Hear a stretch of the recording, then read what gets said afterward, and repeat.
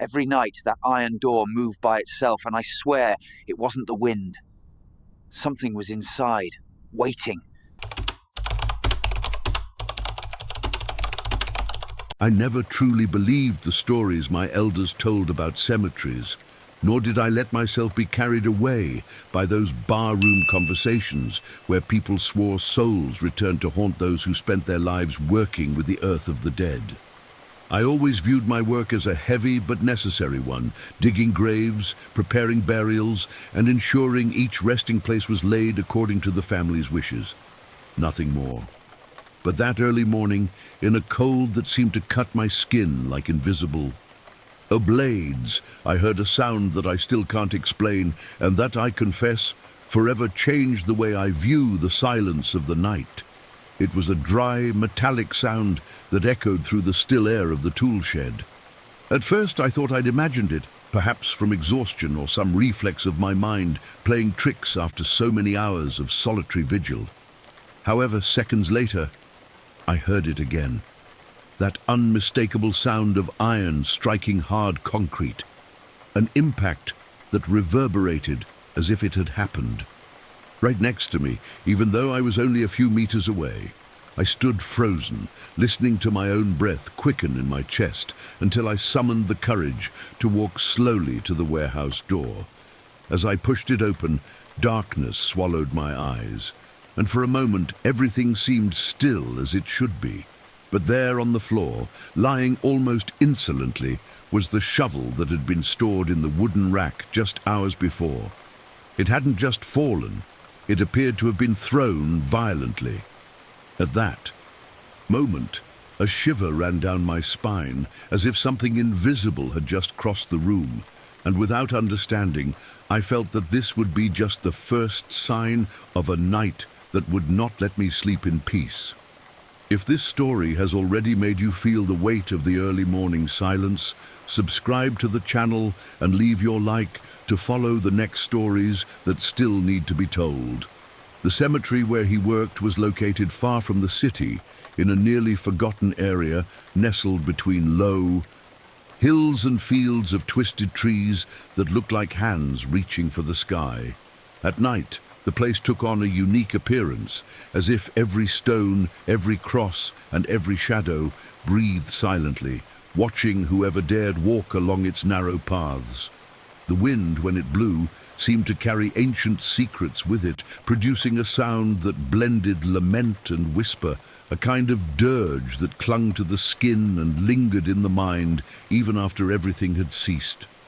I knew every corner of that lot, every cracked tombstone and every moss-covered wall, but in those colder early mornings, even the familiar paths transformed into strange corridors where nothing seemed to be in the same place.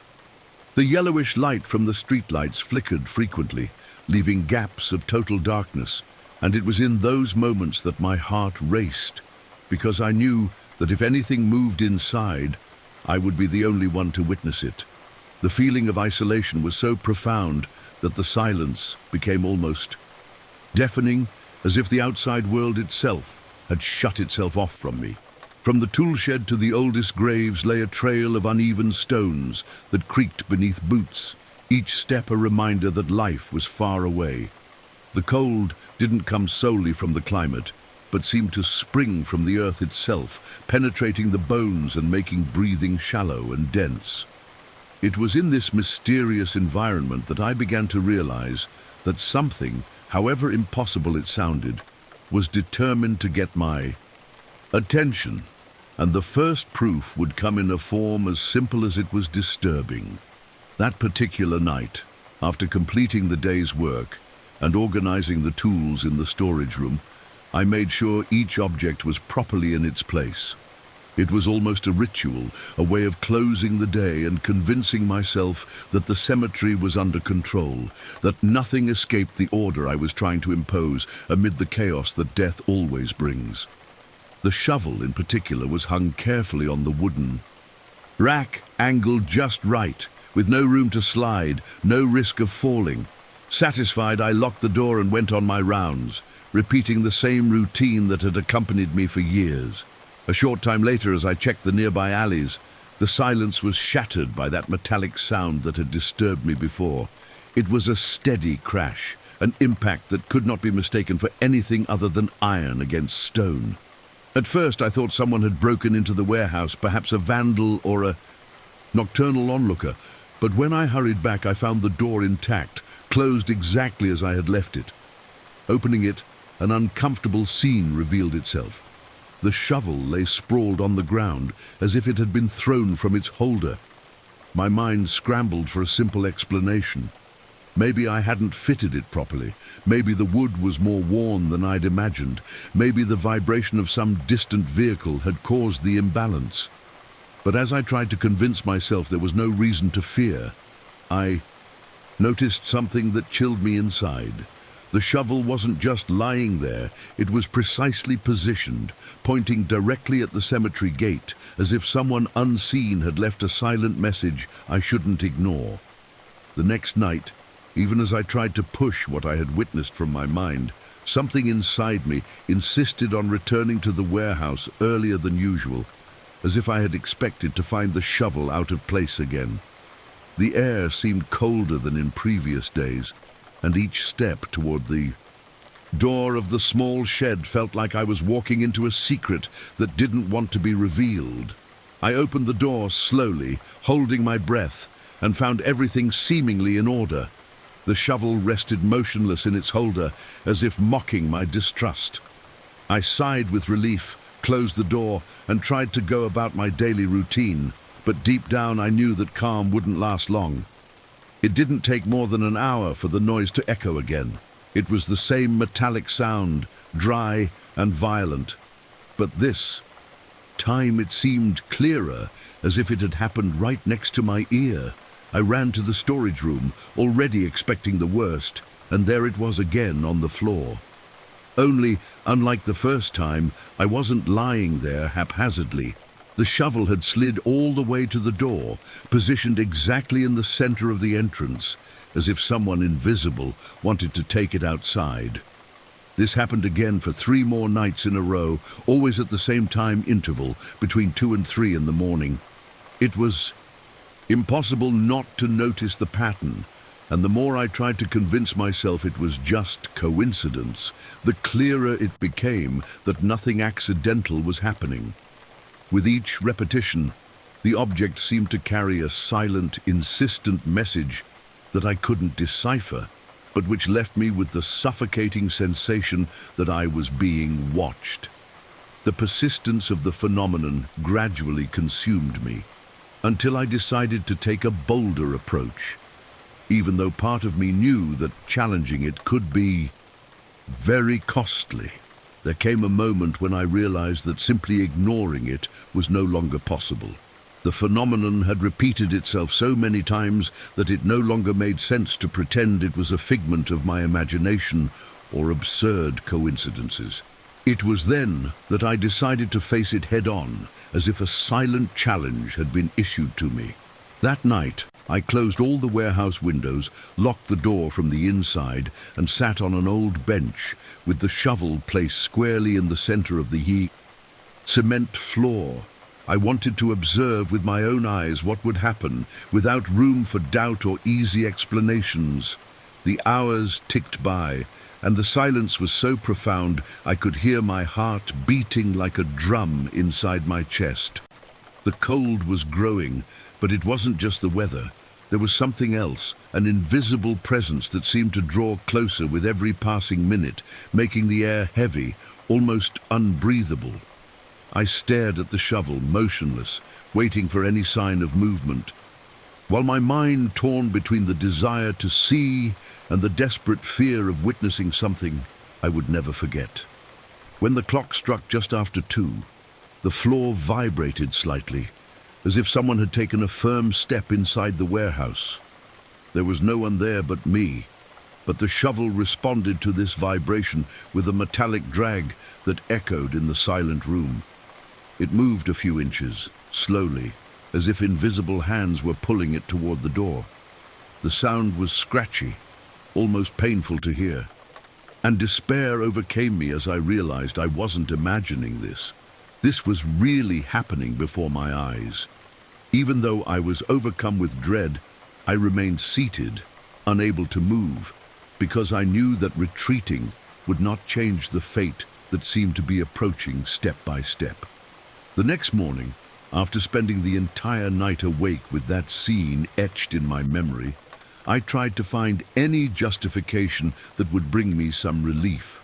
I thought perhaps rats had hidden behind the tools and, as they moved, pushed the shovel out of place.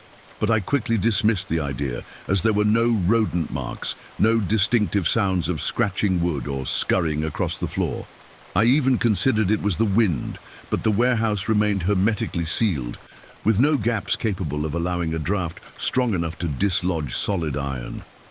Even the hypothesis of vibrations caused by distant vehicles crossed my mind, but in that forgotten part of the city, there was no nighttime traffic to justify that. The more I tried to cling to these explanations, the more fragile they became in the face of the persistent image of the shovel dragging itself along of its own accord, as if obeying an invisible command. I then decided to share what was happening with an older colleague, a gravedigger who had worked there for over 20 years. I expected him to laugh off my concern or offer a simple, convincing answer, but his reaction disconcerted me even more. His eyes avoided mine, his face became serious, and after an awkward silence, he simply murmured that I shouldn't insist, because some things weren't meant to be understood. This vague, ponderous answer made me even more uneasy. If a man who had spent his entire life among tombs didn't dare talk about it, then there was something much deeper hidden in that seemingly ordinary routine, something that might be about to reveal itself in a way that was impossible to ignore. Winter arrived in force that week, bringing with it a thick fog that engulfed every inch of the cemetery, transforming it into a labyrinth of shadows where even the most familiar shapes became unrecognizable.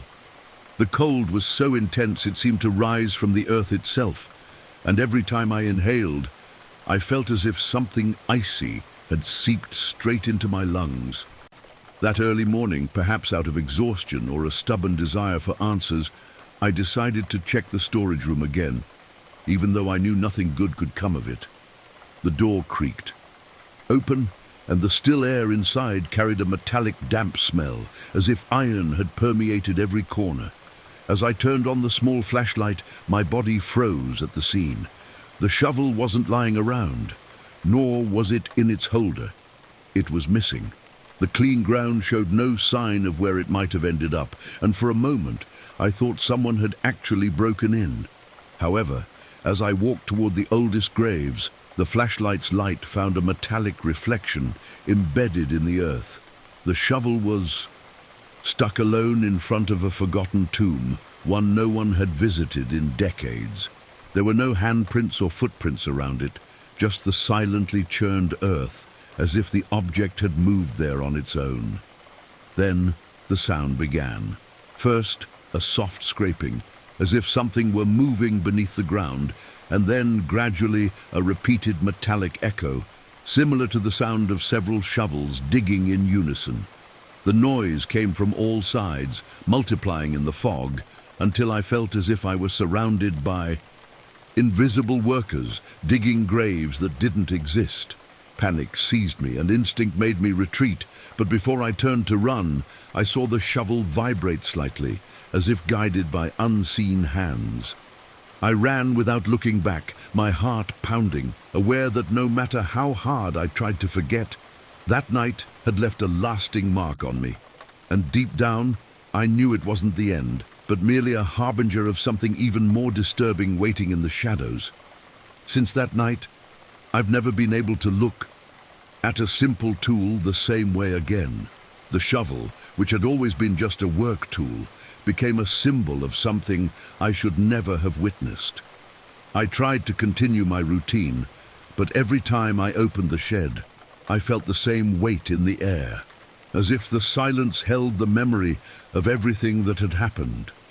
Sometimes, in the middle of the night, even when nothing was out of place, the metallic sound would echo in my mind again, reminding me that certain experiences don't disappear just because we wish them to.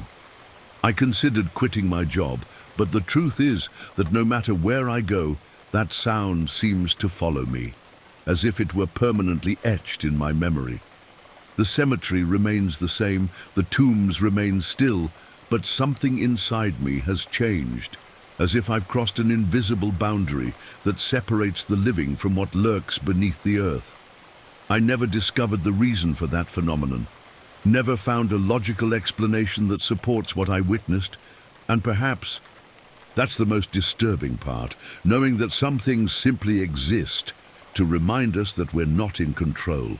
And that's why I ask, would you have the courage to face an entire night alone in that warehouse, knowing that at any moment you might hear the same sound that changed my life forever?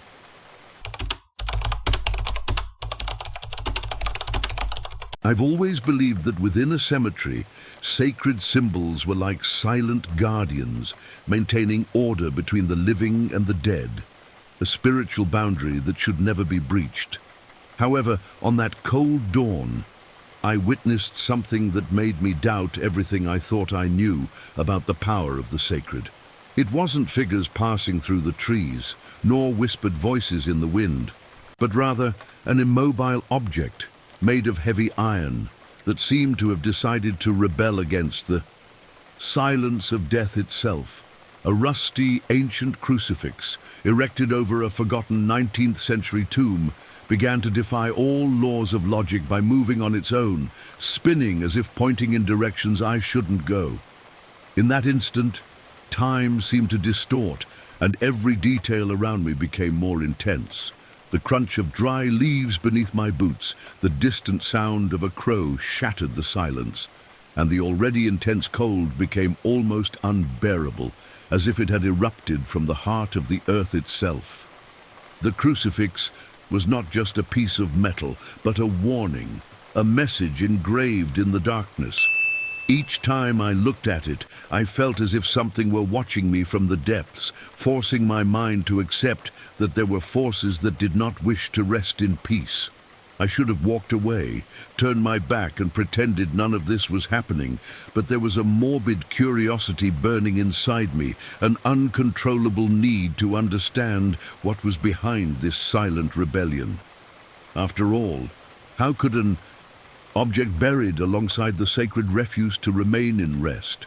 It was this thought that led me to turn my eyes to the surrounding scenery, and it was at that moment that I realized how much that cemetery held secrets that should never have been disturbed. If this story has already made you feel the weight of the early morning silence, subscribe to the channel and leave your like to follow the next stories that still need to be told. The cemetery where it all happened wasn't an ordinary place. The kind you find on every corner of a small town. It sat atop a forgotten hill, surrounded by ancient trees that leaned as if carrying centuries of secrets in their twisted branches. It was one of those historic New England cemeteries where the graves date back to the mid-19th century, each stone marked with names long since faded from the town's memory. The wind that blew there had a distinct timbre, as if carrying with it the voices of generations past. And at night, the feeling was that the outside world ceased to exist, leaving only that silent land where death reigned supreme. There was a more frequented area where relatives still brought flowers and lit candles, but the grave that caught my attention was tucked away, hidden by tall weeds and moss, as if nature itself were trying to swallow the memory of what was buried there. The iron crucifix erected over it was too large to go unnoticed, but its presence seemed out of place, as if carrying more weight than it should. Rust spread across its surface, yet it conveyed a disturbing, imposing presence, a silent warning that it should not be touched. The strangest thing was that whenever I approached that spot, the silence grew denser, almost suffocating, and even the wind seemed hesitant to blow through. It was as if the entire space around the grave was trapped in a time zone that didn't follow the same rules as the rest of the cemetery. I knew something was wrong, but I still didn't understand the full extent of what I was about to witness when that crucifix decided to move for the first time. The first time I noticed something out of place, I confess I tried to dismiss it. I was walking through the cemetery during my nightly rounds, when the dim light from my flashlight reflected unusually on the crucifix on the isolated grave. Approaching, I noticed it was no longer upright as before, but had fallen to the cold earth, partially buried in the weeds surrounding the tomb. It wouldn't have been a big deal if it weren't for the detail that made me freeze. The crucifix hadn't toppled over haphazardly, but had rotated precisely, pointing north, as if deliberately indicating a path. I tried to convince myself that the rust-corroded iron had given way over time, and that perhaps the night's wind had contributed to the object's detachment from its base. However, upon closer inspection, I noticed that the stone pedestal was still firm, uncracked, and the position in which the crucifix rested was so symmetrical that it seemed impossible for it to have happened by chance. A shiver ran down my spine, and even as I tried to stand, I felt as if an invisible presence was watching my every move, assessing how I would react to what I had just witnessed. I replaced the crucifix in its original position with some difficulty, as the iron was heavy, and walked away silently, trying to bury along with that image the nagging feeling that something had chosen me as a witness. Deep down, I knew it wouldn't end there, and that the more I tried to ignore it, the more persistent the experience would become, until there would be no turning back.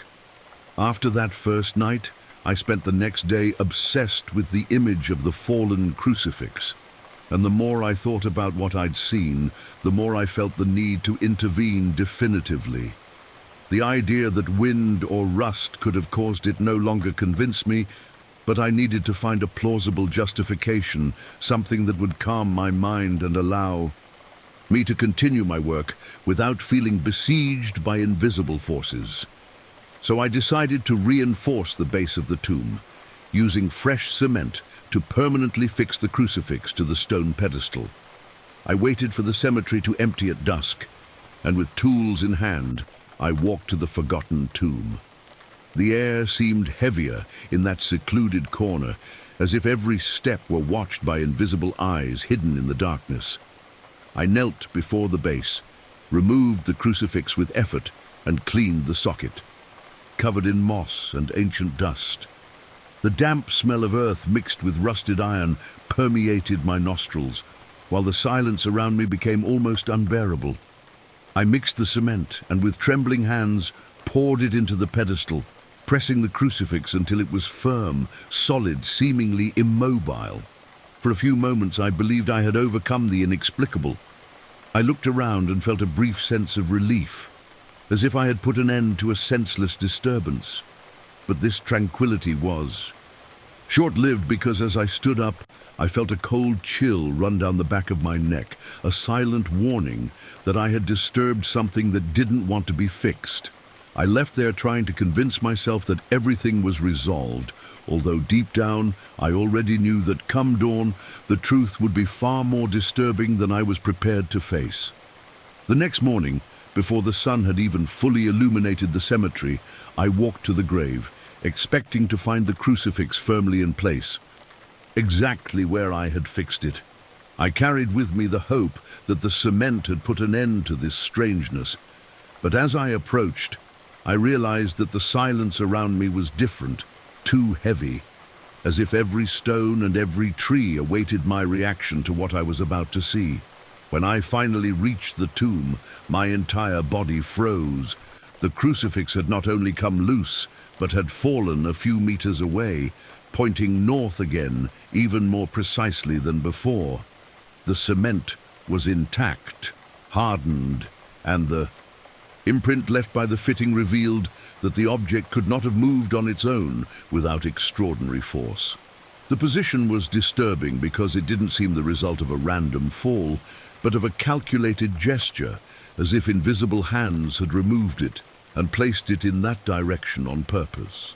I felt a mixture of anger and fear, as if I were being provoked, as if this tomb challenged me to understand what it truly wanted to reveal. Over the next few days, the phenomenon continued to recur, always between dawn and dawn.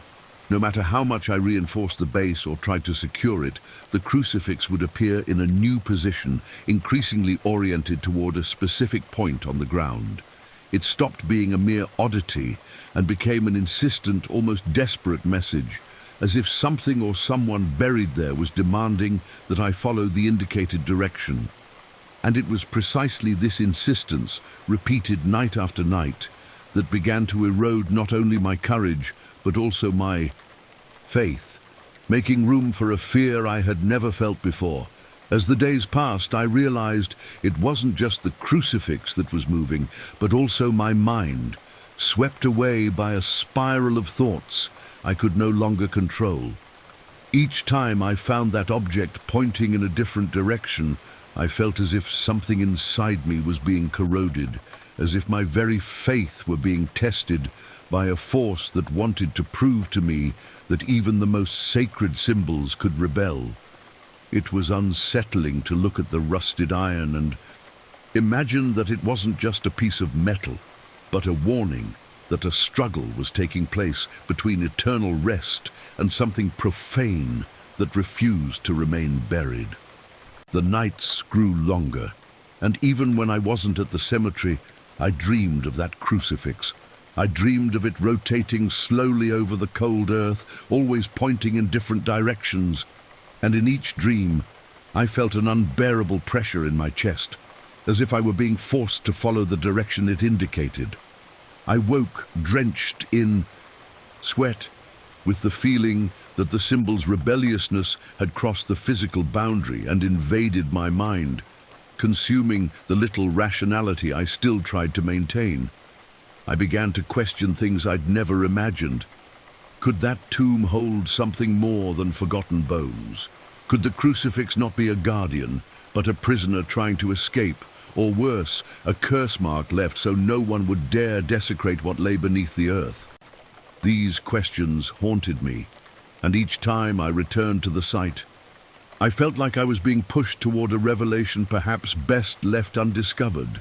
The dawn, when everything revealed itself, began like so many others, with a biting wind descending from the hills and fog creeping between the tombstones, covering the ground like a white veil that hid more than it revealed.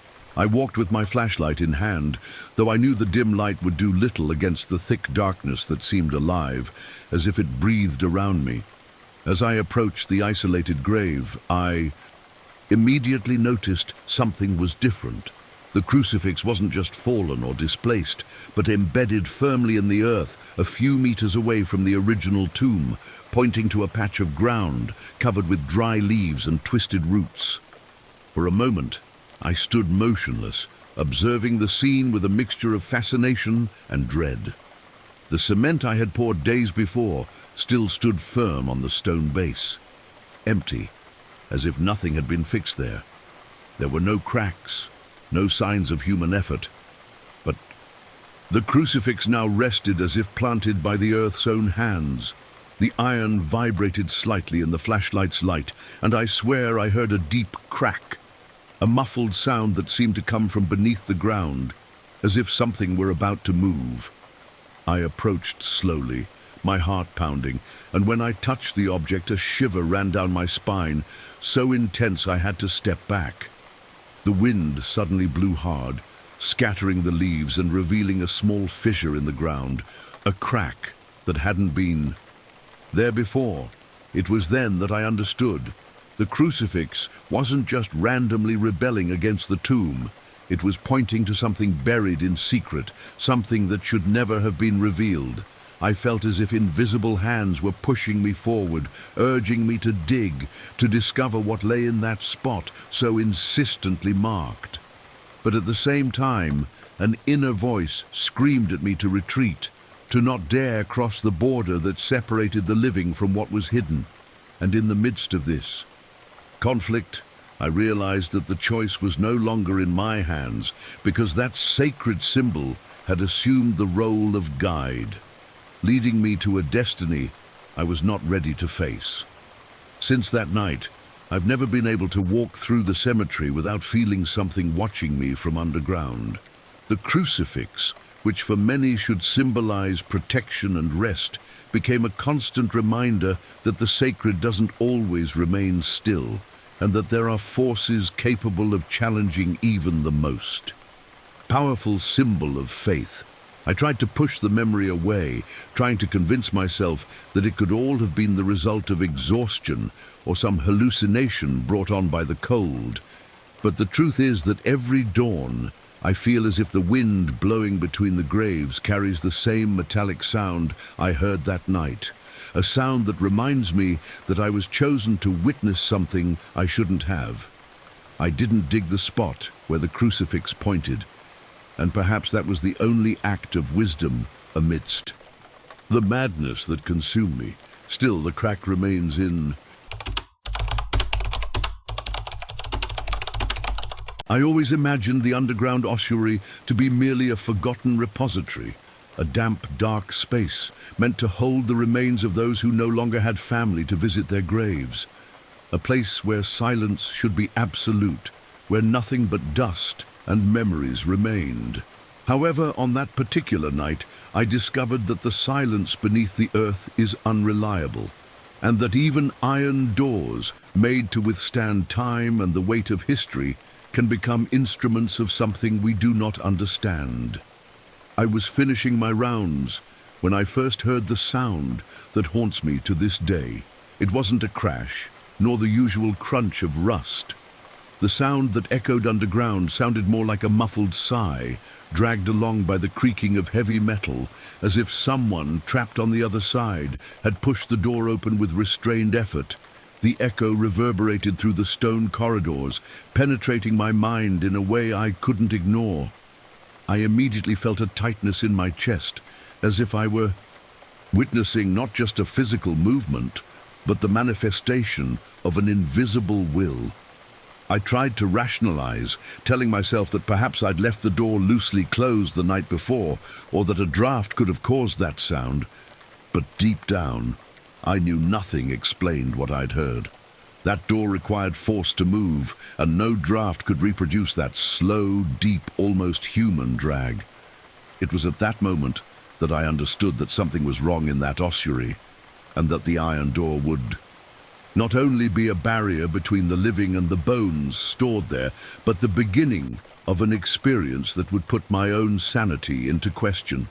If this story has already made you feel the weight of the early morning silence, subscribe to the channel and leave your like to follow the next stories that still need to be told. The ossuary was located beneath one of the cemetery's oldest buildings, a sort of stone basement descended by narrow, weathered stairs. With each step I descended, I felt as if I were plunging into a separate world, where time seemed frozen and the air was different, denser, laden with a humidity that clung to skin and seeped through clothing. The walls were formed of irregular stone blocks, covered in moss and seepage that slowly oozed, producing the rhythmic sound of drops falling to the ground. This constant dripping, mixed with the smell of rust and dust, created a suffocating atmosphere, as if the space itself breathed in silence. Stone shelves lined long corridors, holding rusted iron boxes and forgotten urns, each bearing inscriptions nearly faded by time. Here lay the remains of people who no longer had anyone to visit them, ancient bones piled coldly, nameless, faceless, just fragments of lives that had vanished from collective memory. To walk those corridors was to feel the weight of hundreds of untold stories, of voices that would never be heard again. What struck me most was the iron door at the back of the ossuary, heavy and imposing, with thick hinges that seemed built to last centuries. I always wondered why anyone would have felt the need to install something so solid in a place intended solely for storing bones. It seemed more like a prison barrier than a simple protection. And every time I looked at that door, I felt a strange pressure, a sense that rather than protecting what was inside, it existed to prevent anything from escaping. It was on a winter night, when the wind outside blew like a distant lament, that I first witnessed the ossuary door move before my eyes. I had descended the stairs for a routine inspection, something I did almost mechanically, simply to check for signs of more serious infiltration or animals that might have carelessly taken refuge there. I was walking slowly down the corridor when suddenly a deep creak echoed through the subterranean space, a sound so heavy and metallic it seemed to vibrate within my own body.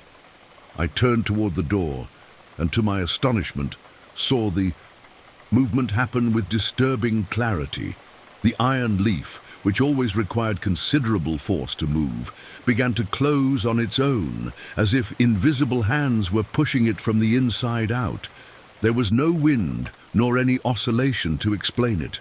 The floor was firm, and yet the door shifted until it rested against the frame, producing a crash that echoed throughout the corridors like thunder trapped beneath the earth. I stood there, trying to find a logical explanation, but every thought was swallowed up by the weight of what I had just witnessed. I tried to tell myself that perhaps the uneven floor or gravity could have contributed, but I knew the structure well, knew how rigid the door was, knew it was impossible for it to move without human input. As much as I tried to control my breathing, a chill ran down my spine, and in that instant I understood that the ossuary held more than forgotten bones. It harbored a silent will, capable of manipulating even iron. And from that night on, I began to realize that the closure had not been an isolated accident, but merely the first sign of a pattern that would repeat itself insistently. After that first night, I saw the door move on its own. I decided I needed to pay closer attention. What had previously seemed like an isolated occurrence began to repeat itself so precisely that it became impossible to ignore. Each morning I descended to the ossuary. The scene repeated itself with disturbing precision. The door, which I had purposely left open, would eventually close before me, always between 2 and 3 in the morning, as if some invisible force were operating according to a secret timetable. I began to mentally record every detail. The speed at which it moved wasn't abrupt, but slow, steady, as if there was intention behind the movement. The metallic creaking sounded like a deep, controlled breath, filling the room with a muffled wail that echoed throughout the stone corridors. I thought it was just my mind, trying to make sense of the sound, but with each repetition, the creaking sounded more human, as if the door had acquired the ability to express the anguish of something trapped within. I began to notice that, upon closing, the final impact never sounded the same. Sometimes it was sharp and forceful, as if someone had pushed in anger, and other times it was soft, almost tender, as if the intention was simply to remind me that nothing could remain open for long in that place. This variation only heightened the feeling that it wasn't just a physical force at work, but a will deciding how to manifest itself. The pattern became so predictable that I began to wait for the sound, and when it didn't come, the silence was even worse, because it carried with it the certainty that something different was about to happen. It was at this point that I understood that the true terror lay not just in the repetitive closing, but in what might come next when the door decided to change its ritual. I was used to the door closing on its own, and although it continued to unsettle me, at some point I began to expect the metallic sound as if it were part of the dark routine that had settled into my nights. But that morning, what happened completely broke the pattern and made my heart pound wildly. The silence was even deeper than usual, and the cold seemed to come straight from the stone floor, creeping up my legs like invisible currents. Suddenly, instead of the familiar sound of iron dragging shut, I heard a soft click, as if the hinge had given way in another direction. The flashlight's light trembled in my hands as I watched in disbelief as the heavy iron door slowly moved, not to close the corridor, but to open, revealing a dark crevice that seemed to breathe with me. The prolonged creaking echoed like a groan of pain, and the more the iron gave way, the more the sound resembled a human sigh, deep and full of suffering. I remained paralyzed, unable to take a step forward or back, as if my own will had been swallowed by the scene before me. The darkness that opened on the other side was so dense that not even the beam of a flashlight could penetrate it completely. It was as if the space beyond the door was made not only of stone and bones, but of something immaterial, alive, hiding in the shadows. Every inch the door advanced increased my despair, and the feeling that something was waiting for the right moment to cross that threshold became unbearable.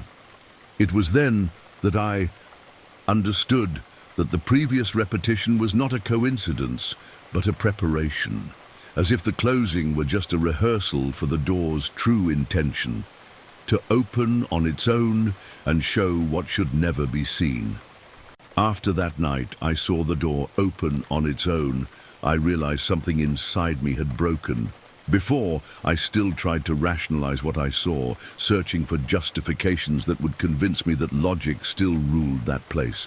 But after the slow, almost deliberate opening, no explanation seemed plausible.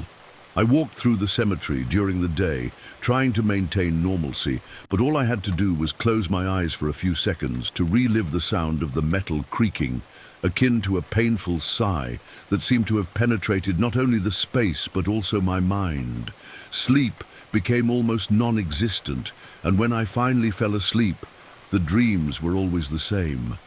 I would find myself standing in front of the door, motionless, unable to look away, as it moved slowly until it revealed an infinite darkness from which invisible hands reached out toward me.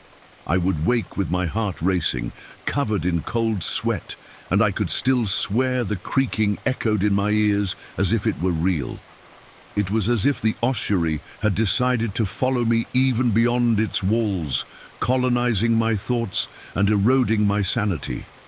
I began to reflect on the symbolism of that door. I had always believed the ossuary was merely a resting place, but its insistence on closing and opening on its own led me to believe that perhaps it wasn't just a repository of forgotten bones, but rather a prison where something deeper and more ancient had been locked away. This idea seeped into me like poison, and each time I descended underground, I felt I wasn't just looking at an iron door, but at a boundary separating the living from a secret no one should dare uncover. The night the inevitable happened began eerily silent, as if even the wind had decided to fall silent in the face of what was about to happen. I descended the ossuary stairs with lantern in hand, each step feeling heavier than the last, as if I were descending not only underground but also within myself, toward a place of no return. The air was colder than ever, so dense that my breath produced visible clouds, even within an enclosed space. The constant dripping of the leaks had ceased, and the absolute silence further heightened the feeling that something awaited me at the end of that stone corridor. When I reached the door, I realized it was no longer fully ajar. A small gap allowed darkness to leak out like invisible smoke, swallowing the dim light of the flashlight. And then it happened. With a crash that reverberated through the underground like thunder, the door burst open, slamming against the wall with a force impossible to replicate without human hands. The metallic sound echoed throughout the ossuary, and for a moment I thought the entire building would collapse on top of me. From the space beyond the door, nothing visible emerged, only a piercing cold that filled the entire room. followed by a low, dragging sound, as if dry bones were moving together across the stone floor. The noise approached slowly, accompanied by something resembling short, ragged breaths, as if the darkness hid a body still trying to exist. I held the flashlight with trembling hands and pointed it inside, but the light penetrated no more than a few inches, as if being swallowed by an endless void. The urge to run overwhelmed me, but my feet were rooted to the ground, unable to obey. I felt with disturbing clarity that something was there, watching me from within that space, waiting for me to take the first step to seal my fate. And it was in that instant that I understood that the door wasn't just moving on its own, it was inviting, demanding that I cross the threshold that should never be crossed. After that night, I could never look at the ossuary the same way again. The iron door, which once seemed to me merely a physical barrier to protect forgotten remains, became a disturbing symbol of something that should not be disturbed. Even from a distance, I feel the echo of the crash still resonate in the stone walls, as if waiting for the right moment to repeat itself. I try to convince myself that none of it was real, but the memory insists on returning, carried by the chill that still runs down my spine whenever I think of that place. I wonder what would have happened if I had crossed the threshold, if I had accepted the call of that darkness that seemed alive. Perhaps I would have found only bones and silence, or perhaps I would have faced something that defied human comprehension itself. I will never have that answer. And it is precisely this lack of certainty that keeps me awake at night, listening to the metallic creaking inside my mind, as if it were a reminder that some secrets remain alive, even when they should be buried forever. If you've made it this far, subscribe to the channel and keep following, because there are still other stories just as disturbing as this one, and you won't want to hear these stories alone.